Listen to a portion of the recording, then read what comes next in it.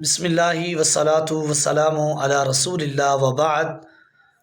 جیسا کہ آپ اس بات سے بخوبی واقف ہیں اور جانتے ہیں کہ ہمارے پاس ماہ مقدس، ماہ مبارک رمضان المبارک کا مہینہ آن پہنچا ہے، اور اللہ رب کائنات ہمیں اس کی برکتوں کو، سعادتوں کو سمیٹنے کی توفیق دے، اور اس کے ساتھ ساتھ یہ کہ اللہ رب کائنات ہمیں اس کی قدر کرنے کی بھی توفیق دے۔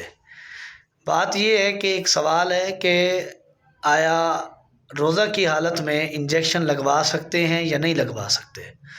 تو اس سوال کا جواب، اس کے لیے میں نے مختلف فتاوی جات کی ورق گردانی کی، اس کو پڑھا۔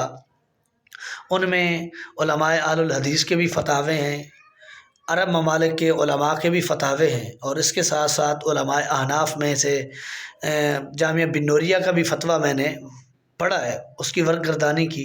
جو بات مجھے سمجھ میں آئی ہے، ان سب علماء کرام نے ان انجیکشن کو انجیکٹ کرانے کی اجازت دی ہے جن انجیکشن سے انسانی باڈی میں پاور یا انرجی پیدا نہیں ہوتی، یا وہ انرجی کے باعث نہیں بنتے۔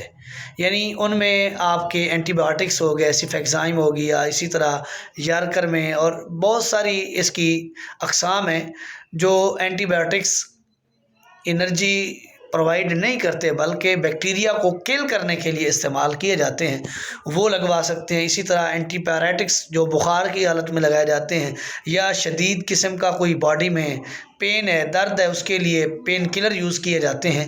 یہ سارے انجیکشن انسان لگوا سکتا ہے، چاہے وہ وریدی طور پر لگوائیں یعنی آئی وی لگوائیں، یا آئی ایم لگوائیں یعنی ماس میں یا گوشت میں لگوائیں، تو دونوں صورتوں میں لگوا سکتے ہیں۔ ہاں، وہ انجیکشن جن کے استعمال کے بعد انسانی باڈی میں انرجی پیدا ہوتی ہے، اس کی بھوک ختم ہو جاتی ہے، پیاس ختم ہو جاتی ہے، اس کو طاقت ملتی ہے، اس کو پاور ملتی ہے، اس کو انرجی مہیا ہوتی ہے، اور محسوس ہوتی ہے کہ اس کے جسم میں انرجی ہے، اور اسی انجیکشن کی وجہ سے ہے، چاہے وہ آئی ایم ہوں یا وہ آئی وی ہوں۔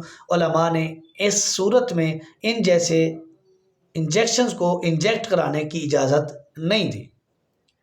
اللہ رب کائنات ہمیں حق سمجھنے کی توفیق دے، اور ہمیں قرآن و سنت پر عمل پیرا ہونے کی توفیق دے۔ ھذا ما عندی واللہ اعلم بالصواب وما توفیقی الا باللہ۔